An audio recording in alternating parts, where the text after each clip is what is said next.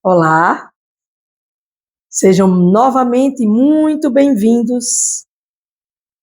Agora vamos iniciar neste momento, nesta permissão auspiciosa de estarmos novamente começando um novo projeto relacionado com a Bhagavad Gita, a ciência suprema da alma. E hoje, com a permissão do próprio Supremo, da verdade absoluta, nós vamos começar. Encontre soluções para seus problemas na Bhagavad Gita. Vou repetir mais 2 vezes. Encontre soluções para seus problemas na Bhagavad Gita.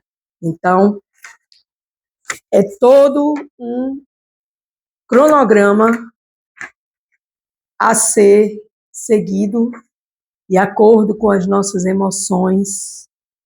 Precisamos limpá-las dos nossos corações, das nossas mentes, das nossas atitudes, da nossa ignorância, da nossa falta de conhecimento sobre o próprio absoluto em si. E o principal de tudo é saber que nós não somos este corpo. E não apenas ter esta informação de que nós não somos esse corpo, mas também nos sentirmos desta maneira. O mestre espiritual diz, não é só saber que eu não sou uma alma. Isso, a mente, ela vai absorvendo, ouvindo, mas é preciso sentir que você é uma alma, Sat Chit Ananda Vigraha, pequenina, ser uma alma eterna, cheia de conhecimento e bem-aventurança, Sat Chit Ananda. Vigraha não nos pertence, essa palavra Vigraha. Vigraha pertence à Suprema Personalidade de Deus, que é Isvara Parama Krishna, Sat Chit Ananda Vigraha, Anadiradi Govinda, Sarva Karana Karanam.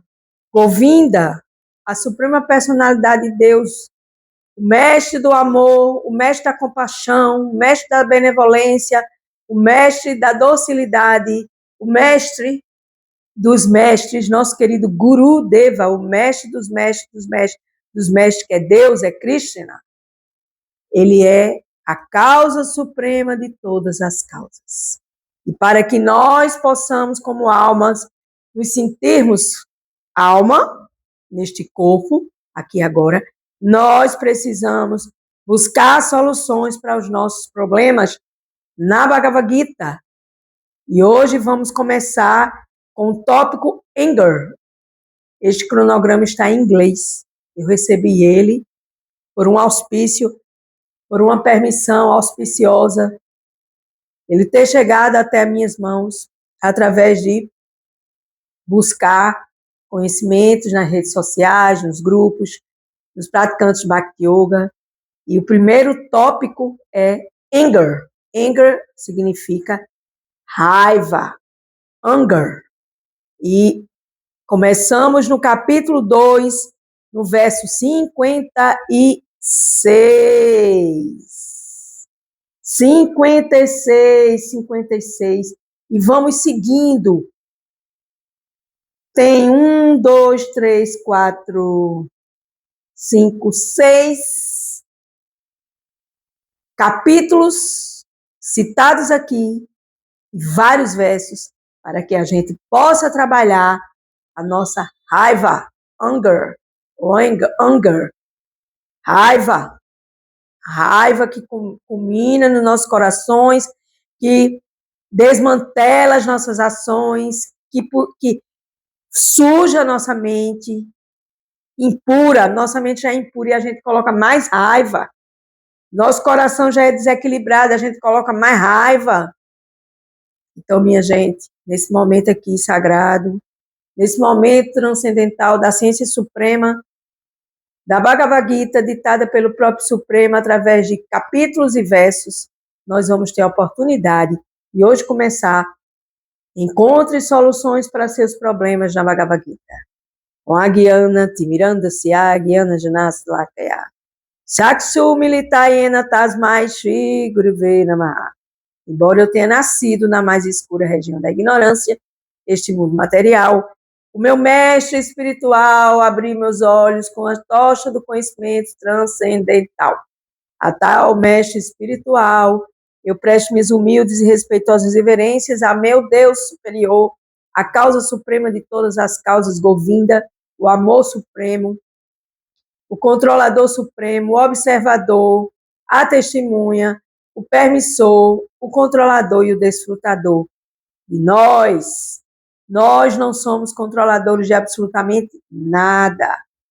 Então, nesse momento, eu presto minhas humildes e respeitosas reverências a Krishna e a Srila Prabhupada, que trouxe a consciência de Krishna para resgatar os países ocidentais da ignomia, do falso ego e do cativeiro terreno.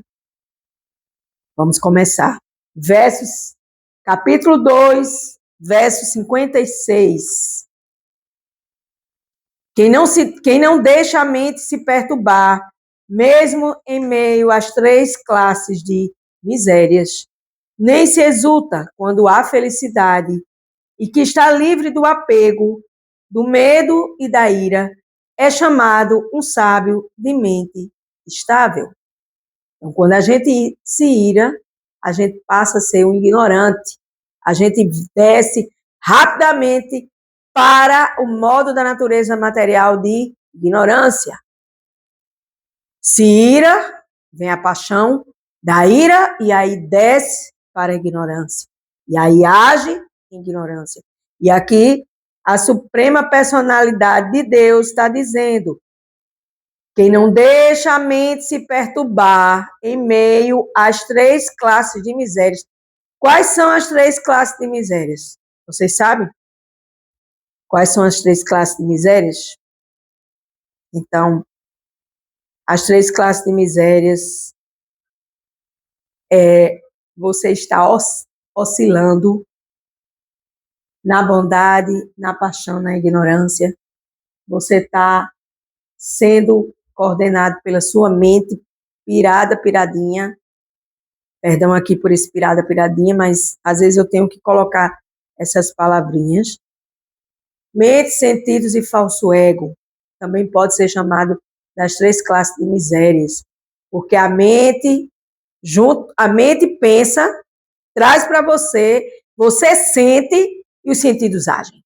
Mente pensa, sentido sente e você age.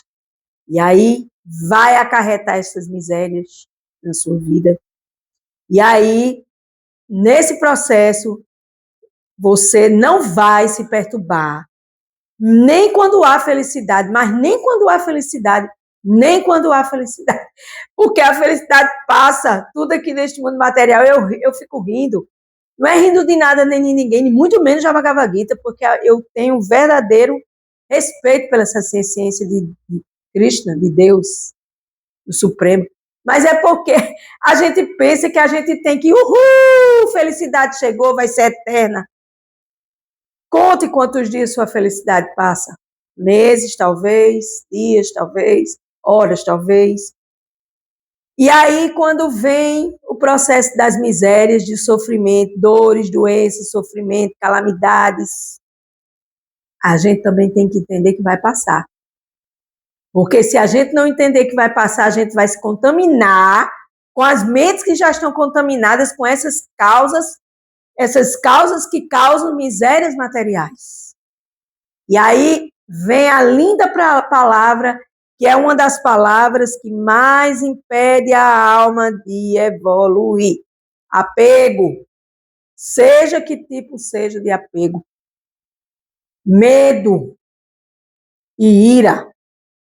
Talvez aqui a Suprema Personalidade de Deus esteja dizendo que as 3 classes de calamidades seja o apego, o medo e a ira. Por quê? Porque o apego você se apega às coisas, às pessoas. Quando você não consegue, você fica com ira. Anger deve ser ira ou raiva, pode ser também traduzido como ira, né? E aí são as 3 portas que nos conduz para as misérias materiais. O medo, o apego em primeiro lugar, o medo e a ira. E aí a gente vai se desequilibrar. Então, quando a gente tem essa equanimidade, segundo o verso ditado pelo próprio Supremo, a gente é chamado de sábio de mente estável quando a gente não se perturba, não tem apego, não tem medo, não tem ira, não se perturba em meio às 3 classes de misérias, não se exulta quando há felicidade, porque tudo passa, é aquela música antiga, tudo passa, tudo sempre passará, a vida vem em ondas como mar, no indo e vindo infinito, tudo o que se vê não é igual o que a gente viu há um minuto. Então tudo muda o tempo todo no mundo. Lulu Santos estava inspiradíssimo quando ele compôs essa canção pelo Paramatma dele, pelo Deus localizado na sua alma. Quando ele escreveu, porque a gente não compõe, a gente só é instrumento de Deus para compor, para escrever, para pintar, para fazer, para executar. Nós não somos os donos das nossas atividades materiais. É Deus que desfruta de nós. Então, nesse processo, nada do que se vê não é igual ao que a gente vê há um segundo. Tudo muda o tempo todo. E a gente vai se irando, vai passando a raiva, vai buscando um psicólogo para fazer terapia, não ultrapassa a raiva e a gente vê que isso tudo é falso ego. Mente, sentidos e falso ego. Na minha opinião, peço permissão aqui à Suprema Personalidade de Deus para dizer que mente, sentidos e falso ego também, na minha concepção, são as 3 classes de misérias, que a mente mente o tempo todo. Mente, sentidos, pensar, sentir e agir. E aí preste atenção como você tem pensado, sentido e agido. Srila Prabhupada nos diz aqui, vamos ler.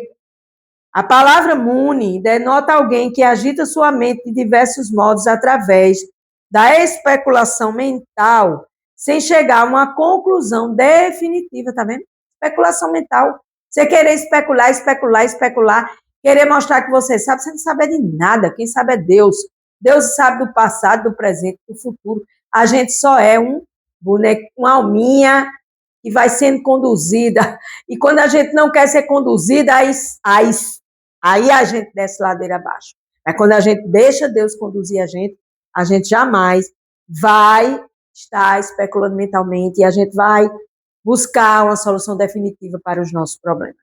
É dito que cada muni tem um diferente ponto de vista. E se um muni não diferir de outros munis, ele não poderá ser chamado de muni, no sentido estrito do termo. Por quê? Porque muni é aquele que está agitando sua mente de diversos modos, através da sua especulação mental, sem chegar a uma conclusão definitiva. E aí ele vai se agarrar a seu ponto de vista. E ele vai dizer, é isso que eu penso, é isso que eu acho, e ponto. E aí vai haver uma grande confusão, porque cada um vai querer colocar seu ponto de vista. É por isso que as reuniões não dão certo. É por isso que as reuniões não dão certo, em nenhum lugar. Porque os falsos ego é que impera nessas reuniões. Então, continuando. Vamos lá. O Sthita Dhirmuni está sempre em consciência de Krishna, porque ele esgotou todas as suas atividades relacionadas com especulação criativa. O que é Sthita Dhir? Sthita Dhir é diferente de uma pessoa que agita sua mente, chamada de Muni, de diversos modos, através da especulação mental. Então, o Sthita Dhir Muni está sempre em consciência de Deus e concordando com o que Deus diz, com o que Deus fala, com o que Deus escreve, sem especular, apenas sendo brando e humilde de coração, porque Jesus diz, bem-aventurados os brandos e humildes de coração, porque eles verão a Deus. Então, Aqui tem outro significado. Ele é chamado de Prashanta, Nihesha, Mano, Hatihantara, ou alguém que ultrapassou a fase dessa especulação mental da mente e chegou à conclusão de que o Senhor Shri Krishna ou Vasudeva é tudo. Então, quando eu chego à conclusão, como alma, que Deus é tudo, não vou mais especular nada. Porque Deus já me disse tudo e eu já entendi tudo, ou quase tudo. Porque ninguém consegue entender tudo, só Deus entende tudo.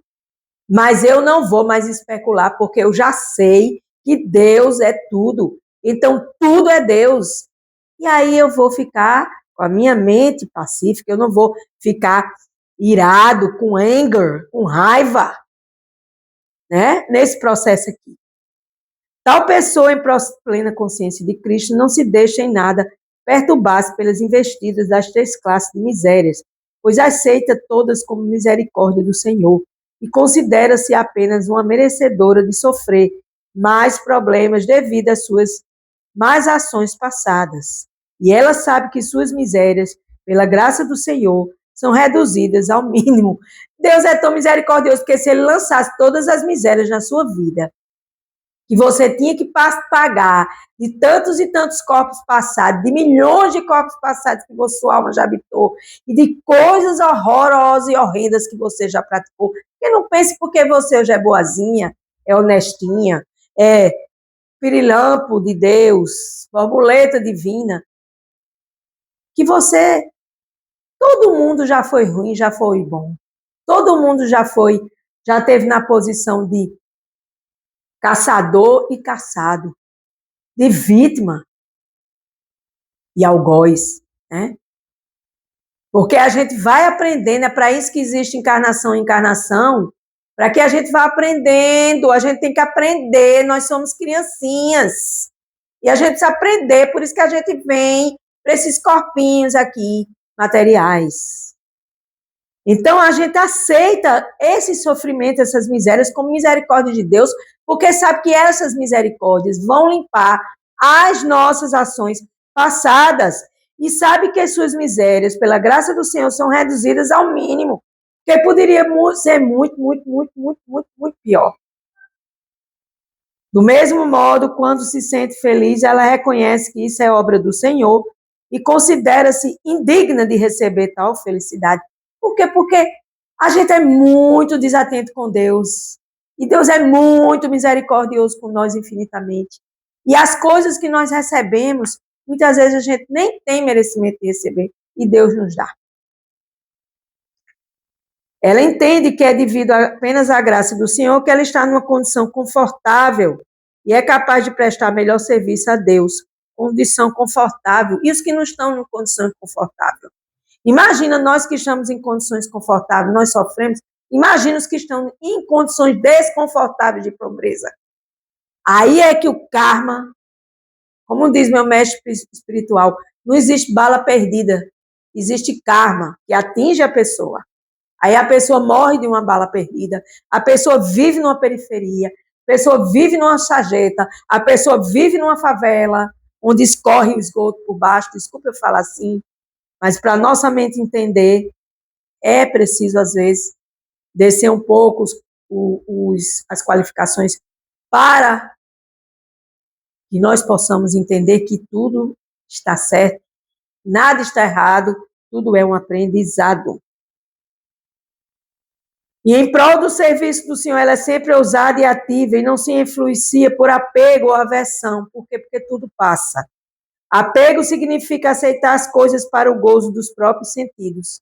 Então, você se apega a todas as coisas que você tem prazer dos seus sentidos. E desapego é a ausência desse apego da sensualidade, de querer tudo para o prazer dos sentidos. Não, não, não, não. Enquanto a gente ficar apegado a essas coisas, a essa sensualidade, a luxúria, a ganância, a prazer e blá, blá, blá, blá, sinto muito lhe dizer, você vai ficar estacionadinho onde está. Não vai evoluir. Mas quem é fixo em consciência de Krishna não tem apego nem desapego. porque dedica sua vida a servir o Senhor. Portanto, ele não fica nem um pouco aborrecido, mesmo quando seus esforços não são exitosos. E a gente quer ser exitoso o tempo todo e dizer, fulana é o máximo no trabalho dela, que funcionária exemplar. Você não é nada de máximo. Quem é máximo é o Deus que habita seu coração e faz você fazer o que ele pede para você fazer. E quando você não faz, você se dá mal. Então, eu vou ler de novo. Mas quem é fixo em consciência de Krishna, de Deus, não tem apego nem desapego, porque dedica sua vida a servir a Deus, ao Senhor. Portanto, ele não fica nem um pouco aborrecido, mesmo quando seus esforços não são exitosos. Ocorra sucesso ou fracasso, quem é consciente de Krishna, de Deus, está sempre fixo em sua determinação. Ocorra sucesso ou fracasso, quem é consciente de Krishna, está sempre fixo em sua determinação. Determinação é a glória da evolução. Você não se determina, nada acontece. Até mesmo na vida material, se você não se determina, você vive na sarjeta. Você vive procrastinado, você vive apático. Apatia vem de estar parado no mais do mesmo, comendo, dormindo, se defendendo, acasalando, dirigindo, ganhando dinheiro, não está dando para pagar as contas, blá, blá, blá. Ocorra sucesso ou fracasso, quem é consciente de Deus, de Krishna, está sempre fixo em sua determinação. Então, hoje começamos as soluções para seus problemas na Bhagavad Gita. Começamos hoje com cada vídeo vai ser um capítulo e um verso. Dentro do cronograma anger, ou seja, ira, raiva.